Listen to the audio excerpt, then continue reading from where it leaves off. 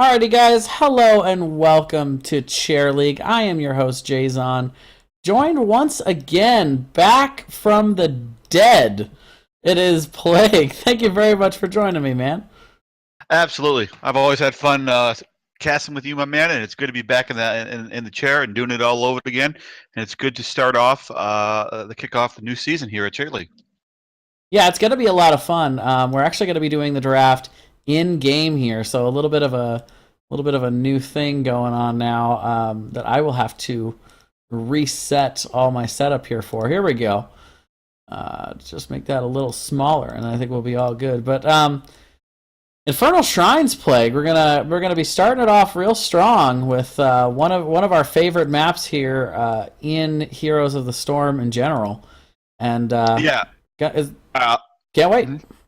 I know, man. I keep interrupting you there. Apologize, but yeah, this is definitely one of my personal favorite maps. I love the pushable concept of the Punisher in all three. You know, from back in the day where I always said, I think you probably still do, Sylvanas was always a really nice a pickup to have at some point. You know, I've been out of it a little bit, so I'm not quite sure where she falls in the whole quote unquote meta of it all. But I think she would still be a powerful choice in this map. Yeah, definitely. You know, you and I have seen games where Sylv and those Punishers have pushed through entire keeps right off the bat on that first Punisher. So Sylv's a high priority here. One of the things I've seen prioritized quite a lot here is always Kerrigan, her ability to be able to clean out those shrines really quickly, really efficiently. Yep. Zol can be really good for split pushing. So there's a lot of interesting tactics that you can employ on this map. I think that's why so many people like it. And the predictability of the Punisher. He's probably the most predictable NPC, mechanic in the game, being able to bait him over the wall, being able to bait him to other lane keeps, to be able to take him down easier. And once you've eliminated that Punisher, it makes it a lot more easy to turn on your opponents and get something done. I think it's also kind of nice where it just kind of makes people have to go all over the map. There is no one area where everybody's got to show up eventually at some point and duke it out and then go back to laning. I mean, these things spawn in 3 different locations, all in the middle of the map, and you got to get there. We've seen different tactics how people will do it, where they'll let it spawn but stay in lane for a few seconds early, maybe even come in a little bit late. After the opposing team has already started the shrine, which is a common tactic to kind of catch them off guard a little bit. And so, yeah, there's just so many different ways to attack this map, which is another reason why I really, really like it. Yeah, so we are getting the countdown here, guys. We're going to be going on into the draft. This is just a best-of-1 game. Worth noting for any Chair League players that are out there watching that your teams now have the opportunity to opt into best-of-1 or best-of-3 games. You just go onto Chair League, go into your team settings, and then it's right in there to which preference you want. Any division can play best-of-3 now, which I think is really exciting. I know my team has definitely opted into best-of-3. I would love to do that every week. But I think for casters, it's nice because that means you can cast more games in a night versus, usually the 1 or the 2, since it's best of 3 usually back in the day. But now with best of 1, it's a more of an intense match. Obviously, you only get one shot at it. And for those of us that enjoy watching or casting, it just allows us to move on to the next one, which is really nice. So I really like that new mechanic now coming in from Chair League. Great call on making that. Yep.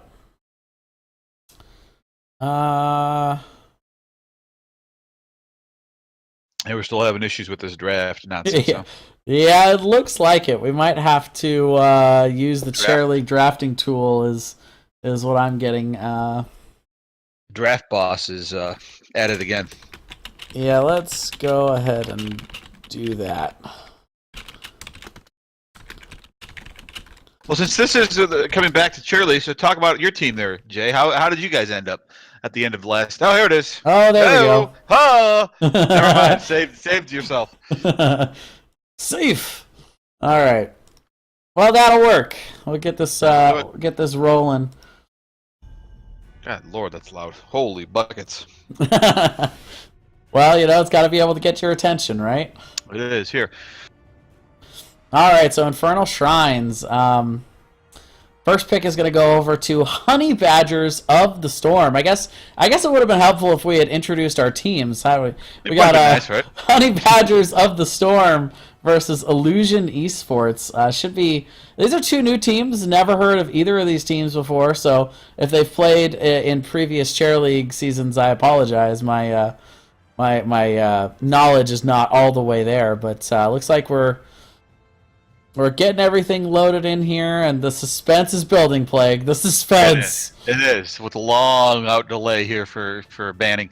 Looks like Honey Badger's going to elect to get rid of ETC, an early tank ban, as we open this up here, and we'll see what the response is going to be from Illusion Esports here in 1 second. I think you might be just a little bit ahead of me there, Plague. That's interesting. Oh, is that right? Interesting. Okay, interesting. Because I'm sitting at 56 seconds. 54, 3, 2. Yeah, 1. yeah, maybe just ahead, just a bit ahead of me there. There it is. It's nice. So here we go with Illusion Esports contemplating. That's a nice big word. Look that word up. Oh, we get the boot. Okay. Well. Oh boy. Oh gee. Awkward moments. It is. It is. Let's see. So we don't have control over this. Is this how this works? Well, we lost another one. Well, we're not the host, so. Well, it's start of season 4, ladies and gentlemen. Here we are. I don't know why they just make us the host, so we can just do this. Well, stuff happens. It does happen. They were ready to go, and I popped on and started whispering people, so I just got dragged right in. There it is. Waiting on, I'm assuming that's Honey Badger, waiting on them to fill that slot? I believe so, yes. Deadline. Yeah, Deadline's definitely on the Honey Badgers. Captain of Honey Badgers of the Storm. All their lovely little Zeratul portraits. Got Master Zeratul portraits. Gotta love that. Well, that's just I know you love yourself some Zeratul, love that Zeratul, Oh, just love it. Okay. Linkable, stealthable character all in one kit. It's not even, you don't even spec into it, you just start with it. Really? Alright. Well, get me on my soapbox about stealth characters. They want you to get the draft. Are you working on that? Yeah, I'm looking at it. It says draft in game. Oh, great. The big bosses are watching the stream and they're just seeing this cluster just unfold. Hi, Super Jola. So tell me. Don't mind us here. Nothing to see. Literally.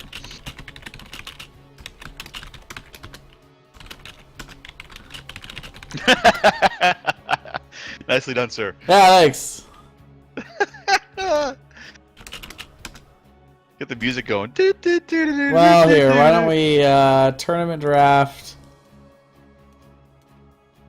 Yeah, Team 1 starts. Oh, you got the host, by the way. Yeah, I did.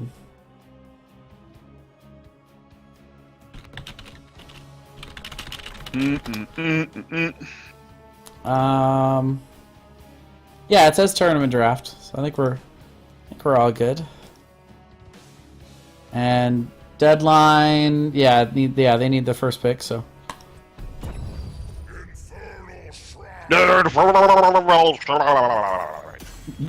Very nice. Very nice. I'm impressed. Maybe the key is that we just needed to go in with, the all 10 members in. I think that was probably part of it. Might have been. ETC ban yet again. Oh, surprise! Another ETC ban. Oh, really? We're gonna.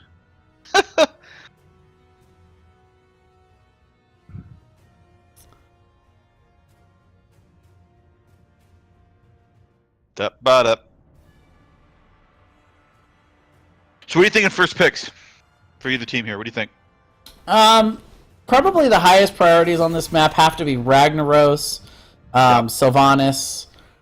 Kerrigan is usually pretty highly picked on this map and prioritized. Oh, I get it. We're on different sides, so you could see when they queue up ETC, Because see, you probably don't see that Ragnaros is queued up right now. No, I don't. Okay, so that's what it is. That's what it Oh, is. really? For spectators, we don't get to see? Well, yeah, I guess not. I suppose That not. seems a little hokey to me, but Little hokey, huh? a little hokey, Just a little hokey. just a little outside. But yeah, they're definitely contemplating the Ragnaros. That makes a lot. I guess since we're each on each side, we could just tell each other what's going on, and that'll be news to There you us. go. I like it.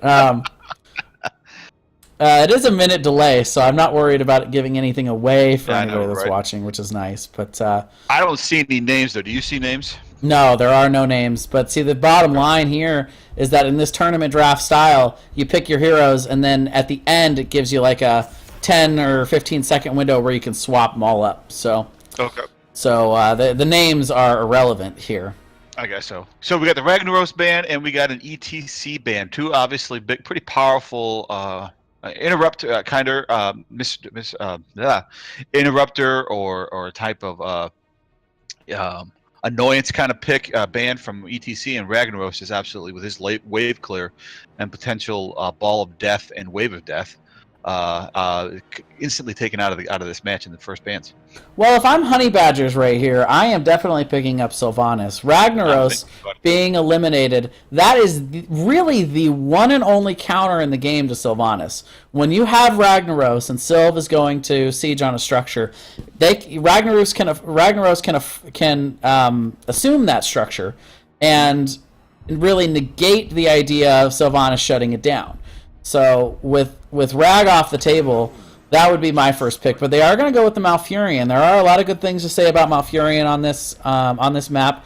Probably the best sustained healer in the game right now, Right. which is really important on these shrines. You need to be able to keep your team up, and while they're trying to clear these shrines. And he's got pretty decent wave clear with that Moonburn talent at level 1. He does, and it clearly states that here, depending on what they pick here, Illusions or Esports picks here is the bandit from Honey Badger here will most likely be a healing kind of band. Since he already took Malfurion out of it, I would suspect the next band that they have in the second band phase to be some sort of other high healer, high pick healer, an LT kind of thing, or something along those lines. Since Mel's already off the board. Yeah, we'll have to see what two they want here. They're definitely thinking about it after that Malfurion pick. That would have thrown me a little bit too, but I almost feel like there's this hidden Easter egg that nobody's seeing in here. This Sylvanas pick. It has fallen a little bit off in terms of priority a lot of the time, but on maps like this, on Battlefield of Eternity here, and also Artanis was something we were definitely going to need to talk about.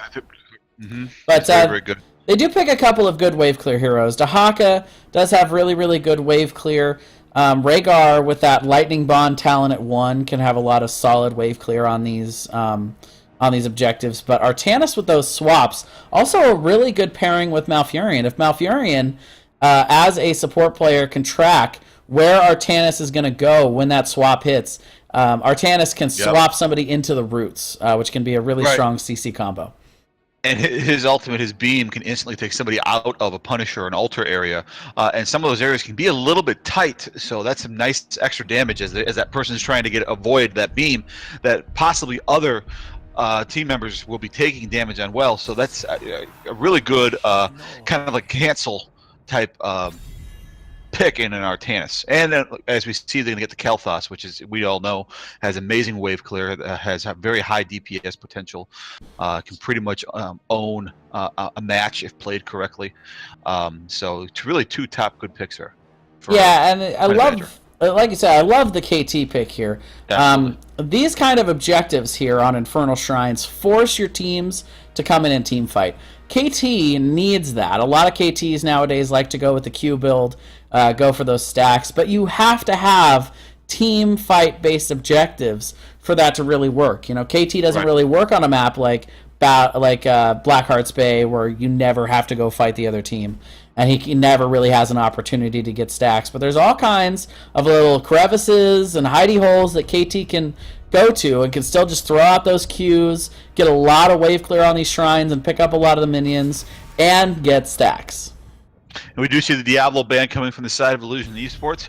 A nice, again, a kind of an AoE bruiser type kind of tank. He can be very bad disruption to a lot of mage and backline characters, especially with his APOC there coming into those tight areas that can be around the shrines. But again, with that KT pick, yeah, he strictly is an AoE hero, and if you have nothing to AoE on, there just isn't. He's negated. He's utterly almost useless in a sense. But yes, being with the Punisher, I mean, there's going to be tight quarters there in each of those altars, and plus with the little minions running around, it was bound to happen. Bound to have somebody pick up KT or at least ban him. Yeah, and Diablo, like you said, great wave clear, great hero on this map with that Fire Stomp, especially the way it's been reworked. It's been reworked for a while now, but that rework really brought Diablo back into the meta. So a good ban there, considering that there's probably going to be a second tank here. We do see the Kerrigan ban coming out here. Kerrigan would have been a pretty decent second frontliner to go with the Haka, but I also think they probably want to prioritize a second full tank. If I'm Illusion Esports and I've got a Tychus player on my team, I'm picking him up. Artanis is probably not going to be solo tanking, so it's probably going to end up being a double tank format here. And Tychus is pretty decent on this map too, with his wave clear, his ability to throw in grenades and get those clutch minions if it's a close race to 30. We'll have to see. Rhaegar also is I'm a little bit worried for Rhaegar here. A lot of CC overall on the side of Honey Badgers here, just from those first 3 picks.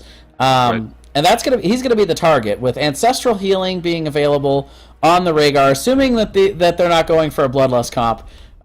You always want to go after that Rhaegar first, so he doesn't have the ability to Ancestral himself. But right now, he can be swapped, he can be gravity lapsed, he can be rooted.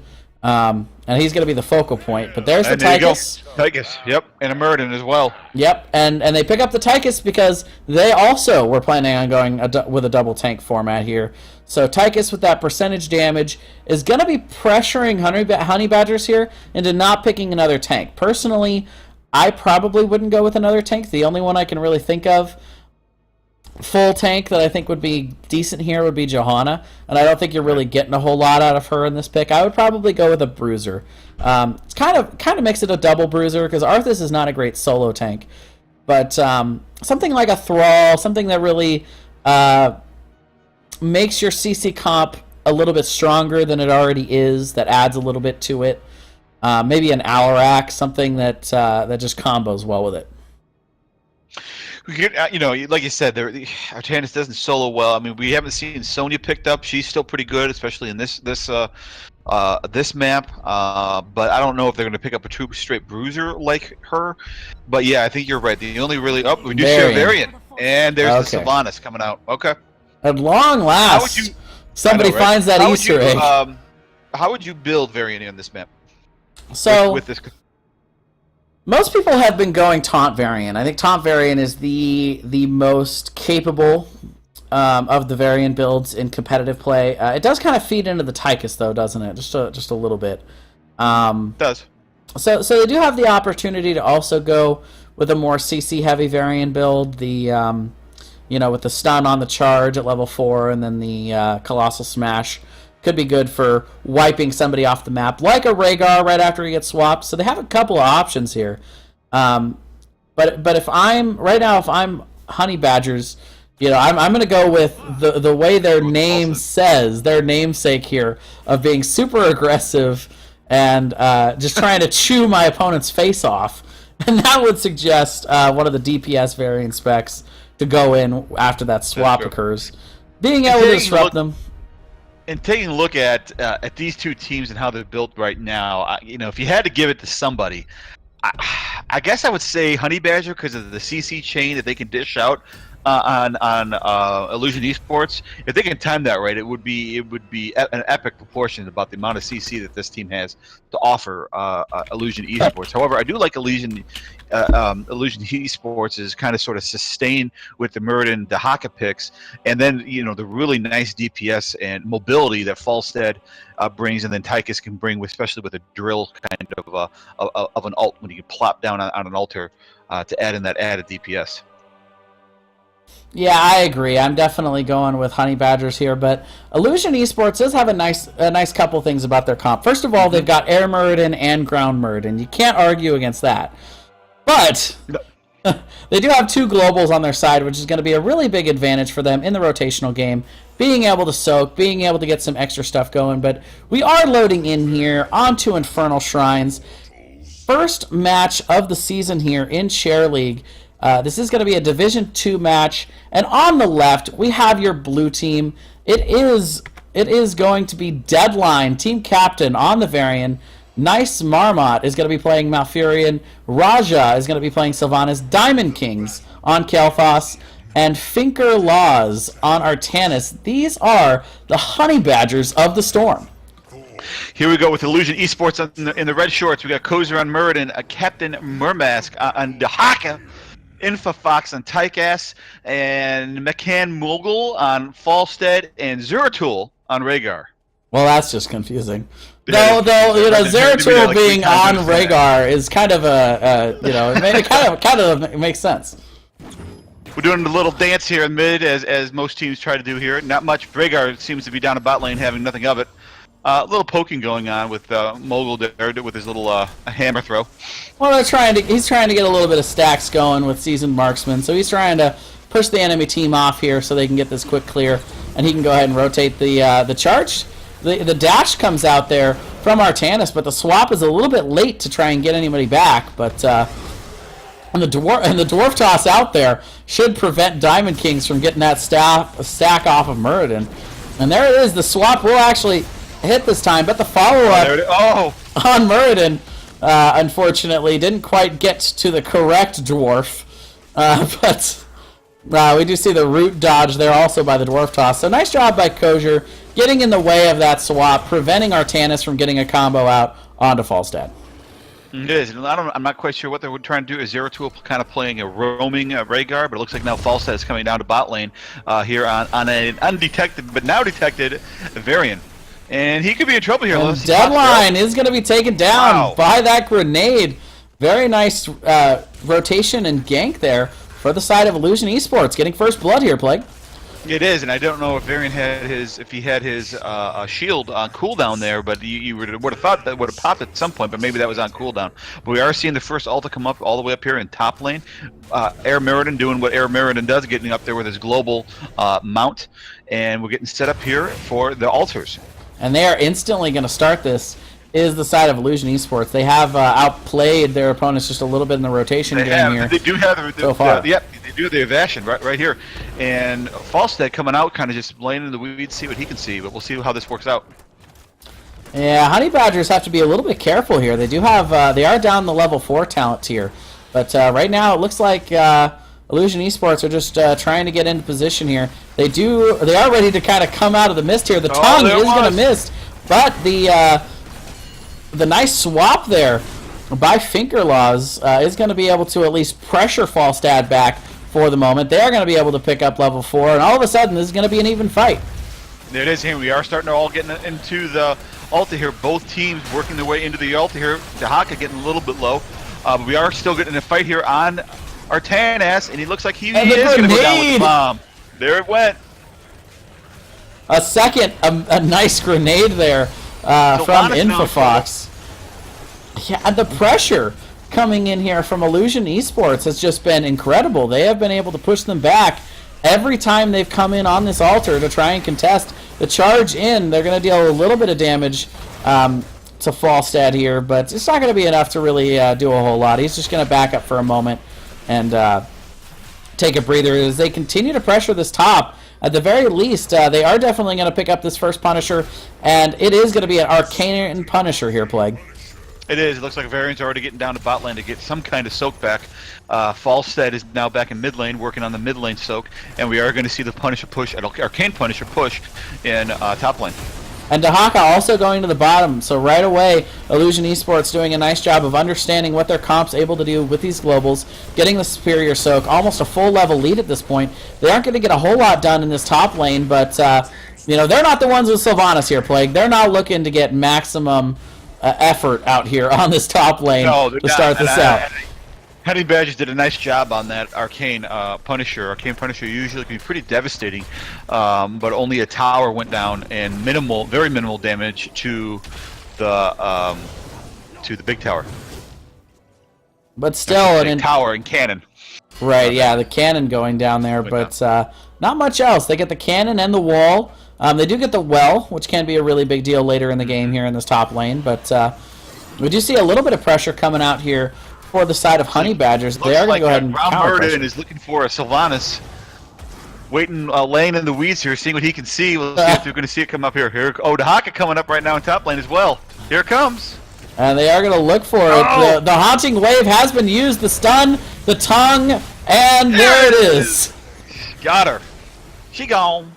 And another very nice rotation and gank here by Illusion Esports. They looked up to that top lane. They saw Artanis and Sylv getting a little bit out in that top lane, and they respond very well with the use of these globals and the CC chain that they've got going on their side.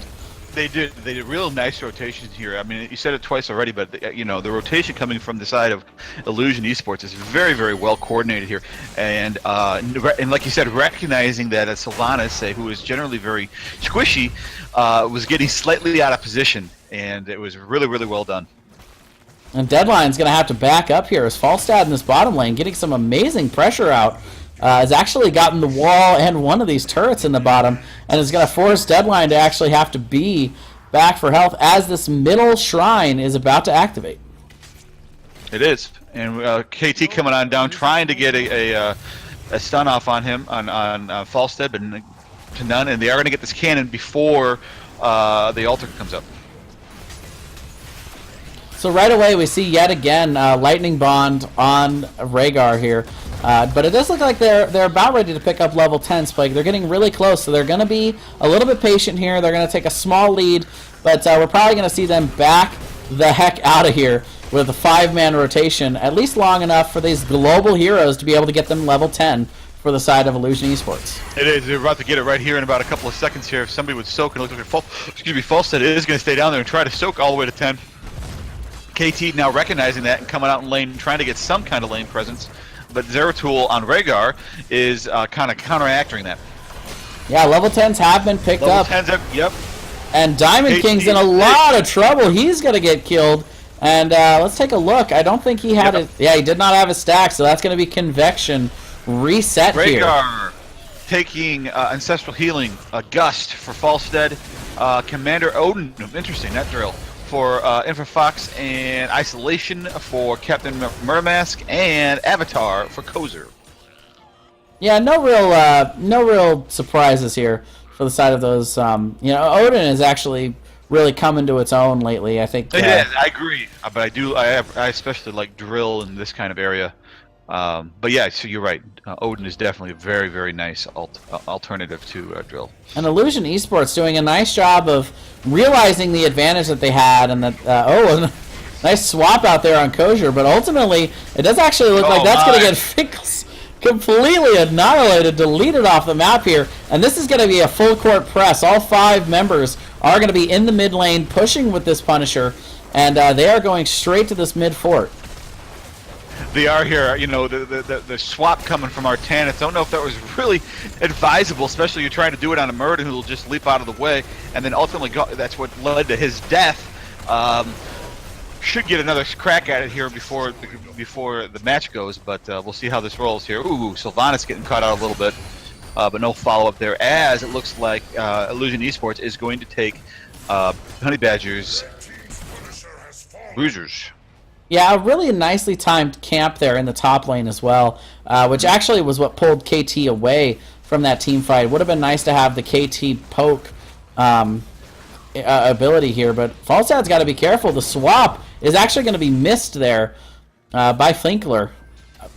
And as they attempt to rotate up there, they are going to go ahead and pick up their camp. But again, I feel like the timings over here for the side of Honey Badgers not quite as well calculated as we've seen from Illusion Esports so far. It has. Illusion Esports played the map extremely well. They saw that that Honey Badgers were up in top lane and immediately came down to bot lane to get that camp and then make sure they pushed into that tower while they were still at top lane messing around with Falstad and getting that camp, and ultimately gained even more of a lead here now with a fixed itself 2 lead differential between the two teams here in XP. Yeah, and then this is the kind of map where it can really snowball out of control. If you're not on the same tier as your opponent when these altars comes up, there's not really anything you can do about it. And with Sylv... There it comes. Yeah, the 2 squishies are completely isolated here. They go in deep. They're going to get KT down. Finkers is doing his best to try and... but the isolation coming out here. He's going to be stunned, dragged, and... Ouch. The Wailing Arrow comes out, but it's too little too late, as they are going to have to back up or face more casualties. All the while in the top lane, Falstad is going to be taking down the final fort for the side of Honey Badgers, and that 2-level lead is very quickly turning into a 3-level lead here, Plague. It is here. Now we got to get our 3rd altar spawn, and we already have a 3-lead differential. 3-lead differential. And it looks like Honey Badgers is a little bit out of position here, nowhere near the shrine, and Illusion Esports is going to be taking advantage of that. Yeah, I don't know if they can really contest him here, though, Plague. They are down 3 levels and a talent tier. At this point, if you're Honey Badgers, unfortunately, you can't play like your name. Oh, Sylv. The Haunting Wave is going to be completely shut down there. And again, the aggression. You would think that the names might be a little bit backwards here. The Illusion Esports playing like Honey Badgers. Every time they get the opportunity, they don't have any hesitation to just pounce on their opponents here. It is here, and that's just a great coordination and shot calling skills of whoever is calling the shots for Illusion Esports. Way to go. Obviously, you can tell these teams have been practicing a lot together and probably played multiple scenes together. Done a really, really nice job here in this match. Pretty much, so far, just pretty much owning this entire match from start till now. And it does look like they're going to position aggressively here to be able to go in on this bottom lane. They are looking for Keep to go here with this Mortar Punisher in the bot lane. Right away, they're going to be popping Odin. They go in through the side wall here, trying to get in after this Punisher. They do successfully bait it over here, are the Honey Badgers, but Sylv taking a ton of damage in the back there. Is going to have to be careful with this Odin coming in from the top. The Keep is quickly falling here. So is the Punisher, however, as they are slowly trying to bait it backwards. Varian doing everything he can here. The swap even coming out to try and be able to pull somebody back to get something going. Ultimately, they do take down the Punisher, and it looks like for now Illusion Esports is going to be happy with that. But level 13, not quite here yet, but it does look like they're going to go ahead and take this engagement. The top comes out onto Dahaka, but the gust there from Falstad to be able to disengage. I don't know. If I'm Illusion Esports and I'm up 2 talent tiers, I'd be very tempted to take that fight. I would have too. They could have probably ended it right there, but they are playing the safe game. Right now, Honey Badgers in this particular match has not really offered anything for them to be afraid of, so they don't want to blow it on some sort of missed call or staying in too long. And I understand that. But yeah, they probably could have had that here. They're putting everything they can into the gank attempt here on the bottom lane, and Dahaka is going to receive the Ancestral Healing right at the last second to be able to keep himself alive. And ultimately, he is going to go down there, but that's probably about the 3rd time they took his health bar down low. But ultimately, that is a successful gank attempt here, and they're going to be able to eliminate this camp before it really gets anything done in the bottom lane. Honey Badgers showing a little bit of signs of life here. They are here, and Falstad, meanwhile, is up on their... Honey Badgers camp here and just took it away from them as it's going to be pushing into that top keep. Well, and like with any variant comp, I think right now the Honey Badgers are a little bit more of a late game comp. They have a lot that they can do. The question is whether or not they can really make it to that level. With Sylvanas, though, the sky's kind of the limit in terms of what you can do. One good team fight. I really think the Honey Badgers are not quite out of this one yet. No, they're not. They're not out of it until the game is actually over. Then we do have one more Ultra coming up. This would arguably be probably their last hope to try to get this. Looks like nice little maneuver there with Illusion Esports taking the camp and not capping it, waiting until probably after the Punisher has spawned, and then going back and getting it. Yeah, they are gonna. They do realize that. The taunt is coming out here on Falstad. He gets knocked pretty low, but eventually he is going to be able to back out of that situation.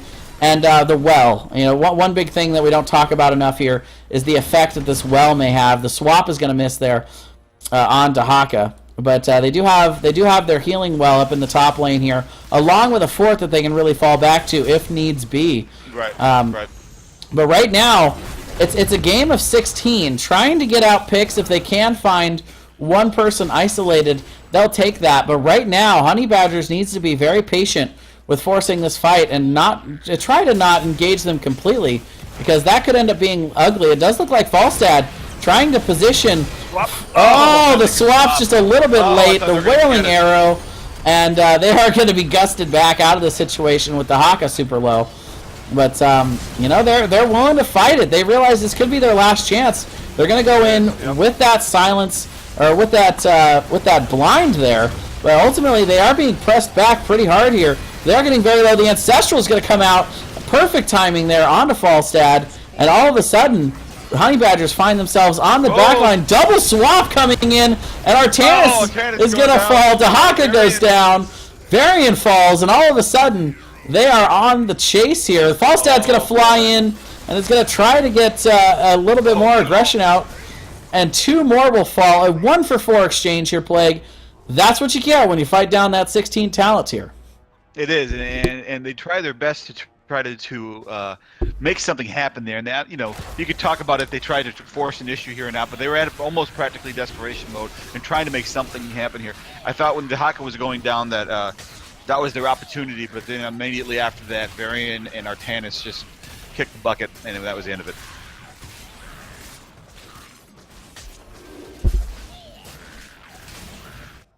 And we are going to see Illusion Esports take the Arcane Punisher here in top lane into push into the top lane keep, and we'll see if that is going to be enough to call for the G's or not. Yeah, we'll have to take a look here. At this point, it's going to be rough. They're probably going to lose this top keep. Level 20 right around the corner here for the side of Illusion Esports. But we'll have to see if they can really do anything to try to isolate. They do have that double swap that from Artanis. They do have a couple of tools that they can try and use here. All 5 members are up, and they are looking to defend. But this keep is going down very, very quickly, and Malfurion is going to be the first to get isolated and completely killed. The Ancestral comes out to keep Muradin nice and topped up. The Gust is going to isolate 2 more. They go down. A 3-for-2 exchange. The GGs are coming out. And this is going to be Illusion Esports taking down the core. And that is going to be a win for them here in Week 1 on Infernal Shrines. There it is. Great job there on Illusion Esports there with a very dominant match here against Honey Badger here, dominating from start to finish all the way. And there really was no point where there was, we thought, a little bit of momentum working, but ultimately Illusion Esports just came away with a very, very solid, decisive victory there. And I got booted completely from the game. Well, that's what you get. That's what I get. I enter my digital code. What is this nonsense? I got kicked too. Bummer. I got a digital code for you. It's right here. Here's a digital code. Can't even say it right. A digital cold? That sounds terrible. Regular colds are bad enough, but the digital ones. All right, guys. Well, that's gonna pretty much do it for us. We do have another one coming up for you right straight away here, starting at 5:40. It's gonna be Infested Inc. versus Cloud 8. yet again in Division Two. Congratulations to Illusion Esports for taking a big win here. They were very, very dominant here on their map of choice here on Infernal Shrines. But good job to the Honey Badgers too. I felt like they had a good solid draft. I feel like they just got outplayed a little bit on this map, but can't blame them for trying. Plague. They did put up a good effort and they never gave up. You got to give them credit. They did. They absolutely did put up a pretty big effort. Kudos for them, and we hope to see them back here next week. All right, guys. So we will be right back in just a few moments with another Chair League game. See you in a bit.